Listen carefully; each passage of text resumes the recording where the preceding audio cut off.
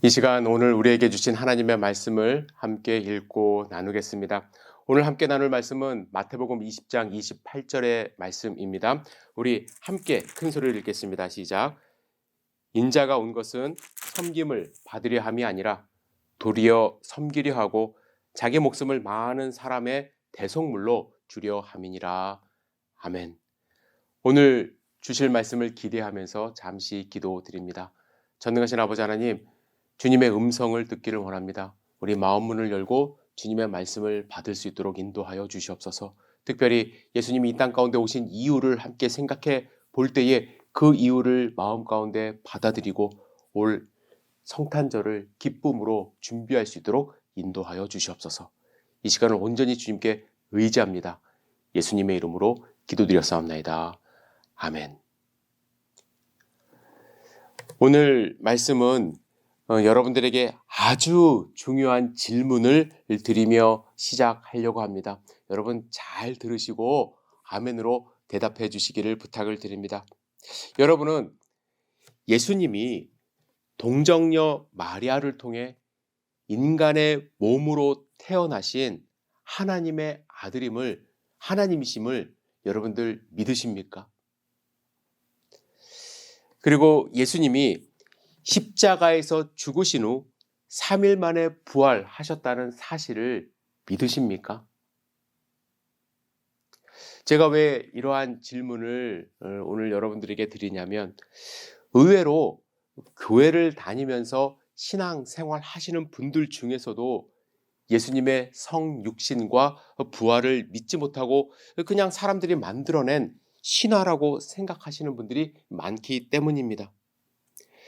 그런 분들 제가 많이 만나서 상담도 해보고 또 성경 공부도 해보았는데요. 제 능력의 한계를 느낄 때가 많이 있습니다. 하나님이신 예수님이 인간의 몸으로 처녀의 몸을 통해서 태어나셨다는 것을 제가 이렇게 과학적으로 증명할 방법이 없어요. 또 십자가에서 죽으신 예수님이 3일 만에 부활하셨다는 것을 제가 입증할 방법이 없습니다. 사실은 논리적으로 설명할 수가 없잖아요. 오히려 요즘 성도님들은요, 인터넷 자료를 보시면서 인간이 이건 만들어낸 이야기 아닙니까? 왜 성탄절의 날짜가 다 다릅니까? 이야기하는 것이 다릅니까? 라고 하면서 더 못 믿겠다고 저한테 얘기하시면 제가 말문이 막힐 때가 많이 있습니다. 그리고 저 자신도요, 과거에 예수님의 성육신과 부활을 믿지 못할 때가 있었습니다. 그래서 믿지 못하시는 우리 성도님들, 또 교회 다니시는 분들의 그 마음, 저는 충분히 이해할 수 있습니다. 하지만 저는 예수님을 인격적으로 만나고 구세주로 영접했기 때문에 예수님이 살아계신 하나님의 아들이심을, 또 처녀의 몸에서 태어나셨다는 그 사실을, 그리고 부활하시고 승천하시고 또 이제 앞으로 재림하실 그 사실을 저는 확실하게 믿습니다. 오히려 믿지 않을 수가 없습니다. 그래서 저는 설교를 통해서 여러분 무조건 믿어야 됩니다. 믿으세요. 라고 이제 강조하기보다는 예수님이 동정녀 마리아를 통해서 인간의 몸으로 이 땅에 오실 수밖에 없는 그 이유를 말씀드리면서 예수님을 조금 더 믿을 수 있는 그 가능성의 길로 인도하고 싶습니다. 도와드리고 싶어요. 여러분, 왜 하나님은 예수님을 인간의 몸으로 태어나게 하셨을까요? 저는 오늘 여러분과 세 가지 이유로 한번 설명을 해보도록 하겠습니다. 예수님이 인간의 몸으로 이 땅에 태어나신 세 가지 이유. 첫 번째는 우리 인간에게 진짜 기쁨을 주시기 위하여 예수님은 이 땅 가운데 오셨어요. 세상은 기쁨을 잃어가고 있습니다. 과학의 발달, 문화의 발달로 순간적인 쾌락을 느낄 수 있는 요소들은 참 많아졌지만 마음속 깊은 곳에 있는 여기서부터 우러나오는 이 기쁨을 누리는 그런 환경이 많이 줄었어요. 오히려 물질이 많아지면서 사람들은 우울증에 시달리는 경우가 더 많고요. 또 사람들은 강팍해져가는 그 마음속에서 기쁨을 잃는 경우가 많아졌다는 것이죠. 어느 가정에서 있었던 일이라고 합니다. 어느 날 남편이 회사에서 전체 사원을 내게 이제 했던 강연을 들었던 것 같아요. 그 강연을 듣고서 집에 와서 부인에게 아는 척하면서 이렇게 질문을 합니다. 여보, 세상에서 가장 중요한 세 가지 금이 있는데 그 금이 뭔 줄 알아? 부인이 모르겠다고 하니까 아이 그것도 몰라? 하면서 바로 황금, 소금, 지금 이 세 가지 금이 가장 중요해 라고 말을 합니다. 여러분, 황금, 소금, 지금이 왜 중요한 줄 아시죠? 남편은 이렇게 설명을 해요. 황금은 무엇이든지 사고 어디든 갈 수 있는 자유를 주기 때문에 중요하고, 소금은 맛을 내는 역할도 하지만 인체에 소금이 없다면 당장 지금 죽을 수밖에 없기 때문에, 염분이 없으면 죽기 때문에 생명 유지를 위해서 절대적으로 이제 중요한 것이고, 그리고 마지막으로 재물과 건강이 지금 당장 없다면 무슨 소용이 있냐면서 지금이 가장 중요하다. 과거에 있었던 것 별로 중요하지 않고 미래에 올 것 사실은 손에 잡히질 않는 거니까 중요하지 않고, 지금 당장 우리에게 재물과 또 물질이 있어야 중요하기 때문에 지금 이 순간이 중요하다. 이렇게 이야기를 합니다.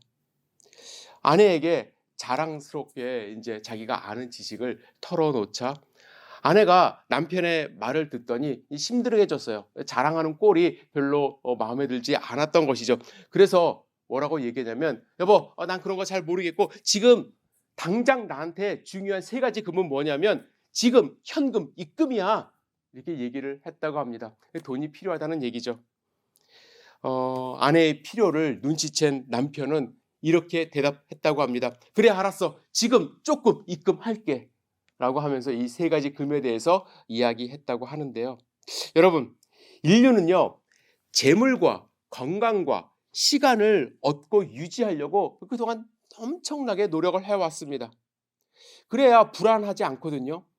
그래야 안정감 속에서 이 기쁨을 누리며 살 수 있다고 생각을 했기 때문입니다. 전쟁을 통해서 재물을 확보를 하려고 했습니다. 땅을 넓히고 뭐 곡식도 얻고 하려고 했습니다. 의술을 엄청나게 발달시키면서 건강을 얻으려고 지금까지 노력해 왔어요.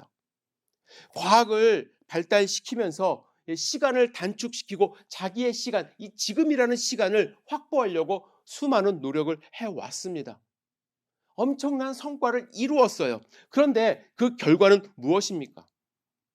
황금, 소금, 지금 이 삼금을 얻으면 얻을수록 더 행복해졌을까요? 기쁨이 충만할까요? 과거에 비해서 삶이 편리해진 것은 사실이지만 그만큼 기쁨이 있는 것이 아니라 오히려 더 불안하고 오히려 기쁨을 잃는 그러한 모습 가운데 이제 살아갑니다.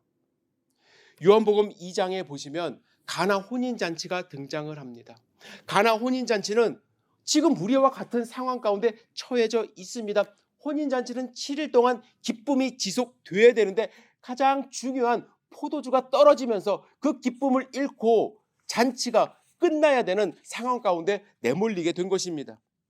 이 잔치에서 여러분들이 아시는 것처럼 예수님이 물로 포도주를 만드는 기적을 베푸셨죠. 예수님이 이 기적을 베푸신 이유가 있습니다.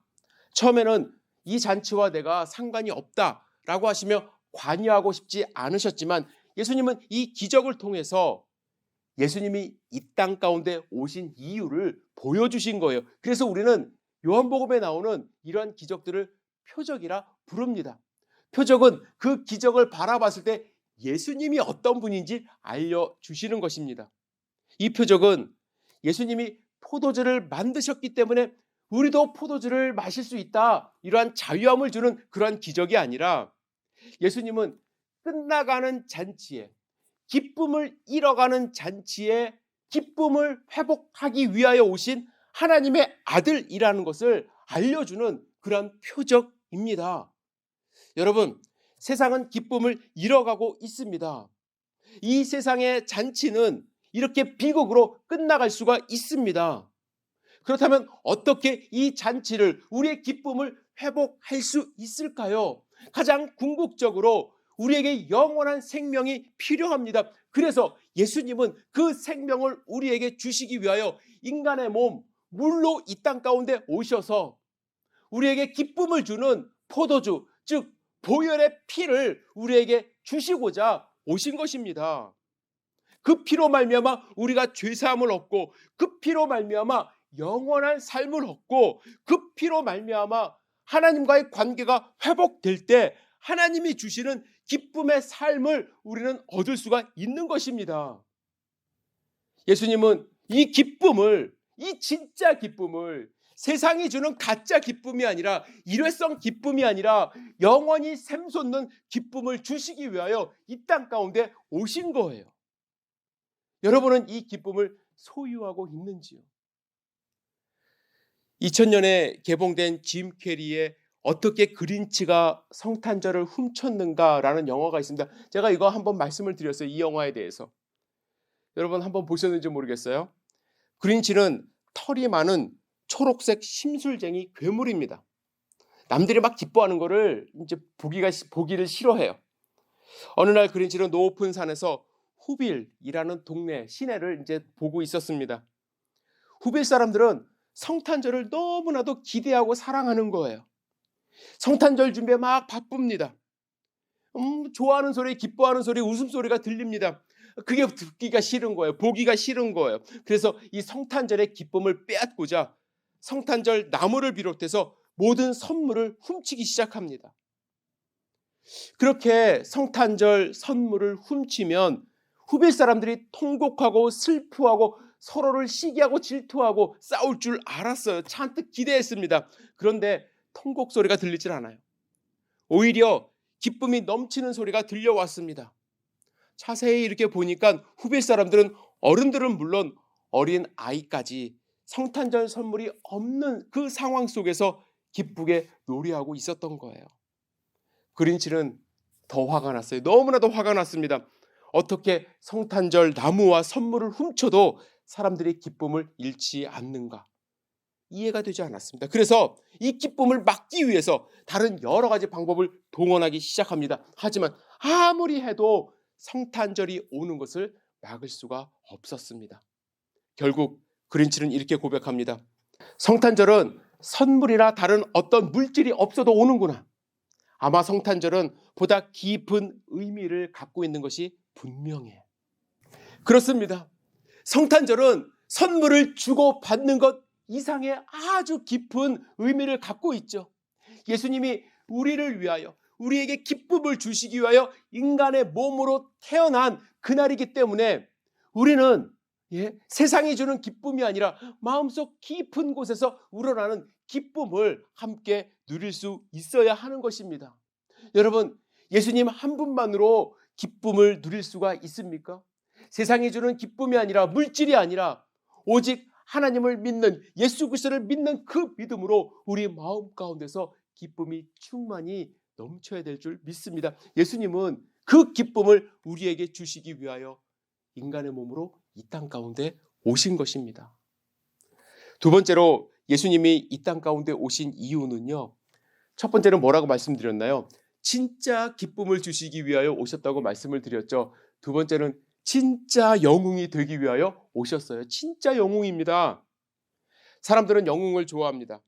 여러분들 영웅을 그린 그런 만화 영화나 영화들이 많이 있는데, 여러분들 마음속에 그리는 영웅은 어떤 영웅이 있습니까? 어떤 분은 슈퍼맨을 좋아하고, 어떤 분은 아이언맨을 좋아하고 그러는데, 우리가 영웅을 좋아하는 이유는 현실 속에 나타나서 내 상황을 반전시켜줄 영웅의 기대감이 있기 때문에 그렇습니다. 이 상황을 좀 누군가가 반전시켜줬으면 좋겠다라는 기대감이 있기 때문에 그냥 상상 속으로 영웅을 그립니다. 예수님이 태어날 당시에 유대인들은 영웅을 기다리고 있었습니다. 그들에게 영웅은 메시아죠. 메시아를 기다리고 있었어요. 왜냐하면 현실의 삶이 너무나도 힘들었기 때문에 그렇습니다. 유대인들은 BC 300년경부터 그리스의 통치를 받았습니다. 처음에는 좀 좋게 대해주더니 나중에 가면 갈수록 폭정을 행했습니다. 견디다 못해 유대인들은 이제 혁명을 일으켰고, 그 혁명이 성공해서 유대 왕조가 들어서는가 싶더니 바로 로마의 지배를 받기 시작합니다. 로마의 식민지가 된 거예요. 식민지의 삶은 절대로 쉽지 않습니다. 세금을 막 이중 삼중으로 내야 됐기 때문이고, 그리고 자유함이 없었습니다. 어디 여행도 제대로 가지 못했습니다. 그들의 마음 가운데는 그들의 이 상황을 구원해 줄 영웅을 갈망하기 시작한 것입니다. 그때 예수님이 오신 거예요. 사람들은 예수님의 등장에 환호했습니다. 병든 자를 고치시고 죽은 자도 살리시는 예수님을 보면서 이분이야말로 나의 참된 영웅이다 라는 생각을 했습니다. 이분이 우리를 로마에서 구원해 주실 것이다 라는 기대감을 가졌죠. 그래서 새로운 나라를 세울 것이다 생각을 했습니다. 그래서 제자들 중 예수님이 가장 사랑하던 제자 가운데 하나가 요한 아닙니까? 요한의 어머니가 예수님께 나타나 이렇게 청탁합니다. 주의 나라에서 아들 하나는 주의 우편에, 아들 하나는 주의 좌편에 앉게 해달라고 이렇게 청탁을 해요. 그런데 어머니만 그런 생각을 한 것이 아니에요. 예수님을 3년 따라다니던 제자들도 예수님이 세울 그 나라에서 예수님이 영웅이 되면 자기들이 한 자리 차지할 줄 알았던 것입니다. 누가복음 22장 24절에 보면 또 그들 사이에 그중 누가 크냐 하는 다툼이 난지라. 여기에 또라는 단어가 나오죠. 그들은 누가복음 9장에서 이미 누가 큰 자리를 차지할 것인가, 높은 자리를 차지할 것인가에 대한 다툼이 있었어요.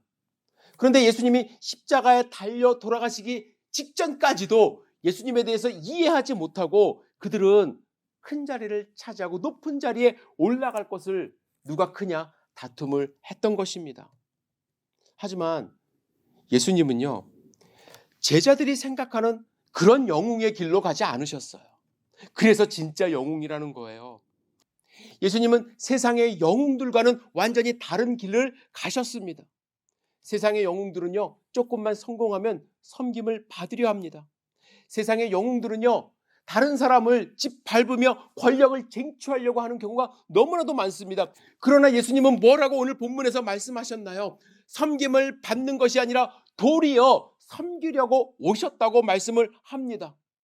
예수님의 섬김의 모습, 요한복음에 극적으로 나타납니다. 종의 모습을 하시고서 제자들의 발을 직접 다 씻어 주셨습니다. 예수님은 종으로서 우리를 섬기기 위하여 오신 영웅입니다. 뿐만 아니라 대속물로 주기 위하여, 즉 우리를 위하여 죽기 위하여 이 땅 가운데 오셨다는 거예요. 여러분, 세상에는요, 다른 사람을 위하여 자기 목숨을 아끼지 않는 숭고한 위인들이 많습니다. 사건 사고가 일어나면 사람의 목숨을 구하고자 달려가는 분들이 많죠. 소방공무원들, 군인, 경찰들이 있습니다. 우리는 그러한 분들을 히어로, 영웅이라고 부릅니다. 하지만 제가 그분들이 가짜 영웅이라고 말씀드리는 것이 아니라 예수님이 정말로 세상 사람들과 다른 진짜 영웅이 될 수 있는 것은 예수님은 죽기 위하여 이 땅 가운데 오셨기 때문에, 그리고 뿐만 아니라 죽으신 후에 3일 만에 부활하셨기 때문입니다. 마태복음 20장 19절에 보시면 이방인들에게 넘겨주어 그를 조롱하며 채찍질하며 십자가에 못 박게 할 것이나 제3일에 살아나리라 말씀을 하십니다. 그리고 그 말씀대로 예수님은 부활하셨습니다. 그리고 부활하셨을 뿐만 아니라 예수님은 다시 재림하실 때에 죽었던 모든 믿는 자들이 부활하여 하나님의 나라를 완성하실 것을 약속하셨어요. 예수님이 제가 진짜 영웅이라고 말씀드리는 이유는 우리의 과거의 문제를 해결하셨고 우리의 죄를 깨끗하게 씻어 주셨고 현재의 삶에 힘을 주시고 지금 우리를 위해서 중보하고 계십니다. 그리고 미래의 참된 소망을 주시는 분이기 때문에 예수님은 우리의 참된 영웅이십니다. 진짜 영웅이세요. 우리가 바라봐야 될 단 한 분이십니다. 세상의 영웅은요, 물론 다 그런 것은 아니지만 영웅이라고 자처하면서 사람들 앞에 나서는 사람들을 보면 결국에는 자기 이익만 챙기는데 급급합니다. 내년도 우리 대한민국에 대통령 선거가 있죠. 저는 과거에는요, 이 대통령 선거를 하면 나라가 좀 변할 것이라는 기대감이 마음 가운데 있었어요. 하지만 이제는 더 이상 기대감이 없어요. 그동안에 저도 여러 대통령 선거를 보고 뭐 국회의원 선거를 이제 보면서 제가 느낀 것은 누구든지 권력을 잡으면 자기들의 이권을 챙기기 위해서 변하는 모습을 너무나도 많이 봤기 때문에 그렇습니다. 자기의 시간과 노력을 헌신하며 남을 위해 권력자가 되는 경우 없어요. 지금 선거운동하는 모습을 보면 가관입니다. 예? 자기들의 허물은 어떻게 해서든지 가리려고 하고요. 상대방의 허물은 어떻게 해서든지 드러내려고 합니다. 어떤 때 가만히 이렇게 뉴스를 보면은 야, 저렇게 말하는 것 스스로 창피하지도 않나? 라는 생각이 드는데, 왜냐하면 지금 창피한 것은요, 그들에겐 별 문제가 되질 않아요. 일단 권력을 잡으면 모든 것이 다 해결된다는 생각으로 얼굴에 가면을 쓰고 자신들이야말로 국민을 기쁘게 할 수 있는 영웅이라고 선전을 하고 있는 것입니다. 여러분, 이 세상에는요, 자기를 끝까지 희생하며 영원한 소망을 주는 영웅은 존재하지 않습니다. 순간적인 소망을 줄 수 있고 순간적인 기쁨을 줄 수는 있지만 우리에게 영원한 생명을 줄 수 있는 영웅 없습니다. 단 한 분 예수님만이 우리의 삶을 역전시켜 주시고 영원한 생명을 주실 수 있는 진짜 영웅입니다. 우리에게 진짜 영웅으로 참된 소망을 주시기 위하여 예수님은 이 땅 가운데 오신 거예요. 그리고 마지막으로 예수님은 우리에게 진짜 선물을 주시기 위하여 오셔서, 진짜 선물. 여러분, 진짜 선물은 무엇일까요? 선물은 다 좋죠. 제가 선물 중에 뭐 가짜가 있고 진짜가 있다 이런 말씀을 드리는 것이 아니라 제가 생각하는 진짜 선물이 있어요. 우리에게 필요한 진짜 선물은 무엇이냐면, 우리에게 너무나도 꼭 필요하지만 우리 힘으로는 살 수도 없고 우리가 만들 수도 없는 것, 그것을 무료로 받을 때, 공짜로 받을 때, 그거야말로 저는 진짜 선물이라고 생각합니다. 예를 들면 죽을 수밖에 없는 사람이 생명을 얻는 것처럼 값지고 진짜 선물이 있을까요? 생명은 아무리 돈이 많아도 구할 수가 없어요. 생명은 아무리 기술이 발달해도 만들 수가 없습니다.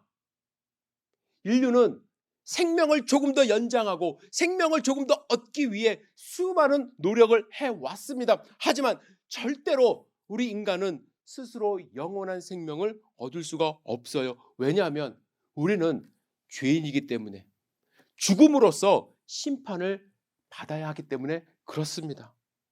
그래서 우리가 하나님 앞에 서서 하나님 나라에서 영원한 생명을 갖기 위해서는, 그 자격 조건을 갖기 위해서는 가장 먼저 시급한 것이 무엇이냐면 죄의 문제를 해결해야 하는 거예요. 하나님이 우리를 거룩하다 인정을 해야 우리가 하나님 앞에 갈 수가 있는 것입니다. 그런데 어떻게 이 죄의 문제를 해결할 수 있을까요?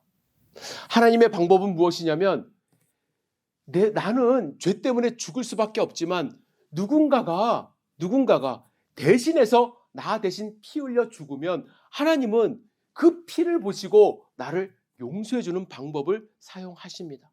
구약에서는 수많은 동물들이 대속 제물이 되었죠. 그런데 거기에는 한계가 있다라는 거예요. 동물을 언제까지 이제 잡을 수도 없고요. 또 그 유대인이 아니면은 그 제사법을 받아들이기가 어렵죠. 그리고 유대인들만이 사용하는 제사법이기 때문에 온 인류를 구원하기에는 한계가 있는 것이 구약의 제사입니다. 그래서 하나님은 여러분과 저를, 온 인류를 구원하시기 위하여 죄 없으신 하나님이 직접 인간의 몸으로 오신 거예요. 왜요? 죽기 위하여. 하나님은요, 영이시기 때문에 죽을 수가 없어요. 그래서 피를 흘려 십자가에서 우리의 죄를 대속하기 위하여 이 땅 가운데 인간의 몸으로 오신 거예요. 그런데 흠이 없어야 되잖아요. 흠이 없는 하나님으로 오셔야 됐기 때문에 동정녀 마리아의 몸을 빌려 인간의 몸으로 태어나신 것입니다. 따라서 예수님이야말로 완전한 신임과 동시에 완전한 사람으로 이 땅 가운데 오신 유일한 존재입니다. 왜요? 여러분과 저의 죄를 대속하기 위하여, 대신 짊어지기 위하여 이 땅 가운데 오셨어요. 이거를 우리 이성적인 생각으로 과학적인 방법으로 증명하려고 해도 절대로 증명되지가 않습니다. 이것은 하나님이 필요하셔서 하나님이 하신 인류 역사의 가장 위대한 사건임을 우리가 받아들여야 돼요. 여러분과 저를 구원하시기 위하여, 영원한 생명을 주시기 위하여 하나님이 하신 일입니다. 이 일을 통하여 하나님은 우리에게 선물을 주신 거예요. 구원이라는 선물을 주셨어요. 우리의 행위로 말미암지 않고 오직 예수 그리스도를 믿는 믿음으로 말미암아 우리가 구원을 얻을 수 있도록, 선물로 받을 수 있도록, 진짜 선물을 받을 수 있도록, 영원한 삶에 대한 소망을 가질 수 있도록 예수님을 이 땅 가운데 보내신 것입니다. 여러분, 예수님이 이 땅 가운데 오신 이유를 아시겠습니까? 기쁨이 사라지고 있는 이 땅에 정말 진짜 기쁨을 주시기 위하여 예수님이 이 땅 가운데 오신 거예요. 예수님은 우리에게 영원한 생명을 줄 수 있는 위대한 영웅, 진짜 영웅이 되기 위하여 이 땅 가운데 오셨습니다. 뿐만 아니라 예수님은 우리에게 구원이라는 진짜 선물을 주시기 위하여 이 땅 가운데 오신 분이에요. 이 사실을 우리가 다 믿었으면 좋겠습니다. 이미 믿고 계시는 분들에게 부탁드려요. 이번 성탄절 매년 제가 드리는 말씀이지만 그냥 넘기지 마시고요. 지금부터라도 크리스마스 카드 한 장 꼭 쓰시기 바랍니다. 사랑하는 분, 특히 예수님을 안 믿는 분, 아직까지 안 믿는 분을 생각하시면서 카드 쓰시고, 그래서 그분이 정말 예수님을 믿기를 간절히 바라는 마음으로, 기도하는 마음으로 카드를 보내시기를 부탁을 드립니다. 그래서 예수님이 여러분과 저를 위하여 탄생하신 그날을 우리가 함께 축하하고 축복하고 또 복음을 증거하는 귀한 성탄절을 맞이할 수 있기를 주님의 이름으로 축복합니다. 기도하겠습니다.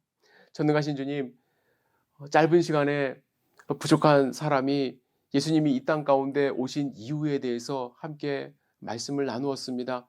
주님, 부족한 부분 주님의 은혜로 채워주시고 우리의 마음 문이 열려서 예수님이 나를 위하여 이 땅 가운데 오셨다는 그 사실을 받아들일 수 있는 귀한 시간이 될 수 있도록 축복하여 주시옵소서. 주님, 우리 귀한 성도님들 한 분 한 분 함께 동행하여 주셔서 그 마음을 열어주시고 예수님이 나를 위하여 오셨다는 그 사실을 모두가 믿을 수 있도록 인도하여 주시옵소서. 주님, 우리와 함께 하심을 감사드립니다. 우리에게 큰 믿음 허락하여 주시옵소서. 예수님의 이름으로 기도드렸사옵나이다. 아멘.